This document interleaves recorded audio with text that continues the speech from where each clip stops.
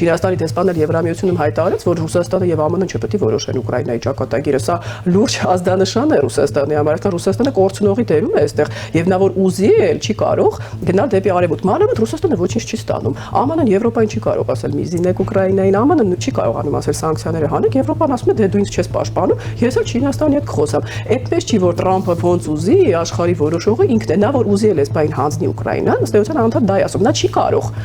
Զենքերը Ուկրաինան վատ վիճակի մեջ է դրա։ Տրամփին ասում է ես կգնեմ այդ զենքը մի նվիրի։ Հիմա ինչ պետք է ասի Տրամփը ասում է ես գործարք եմ անում, ոնց էս բացատրելու, որ համաձայն չես զենք վաճառել։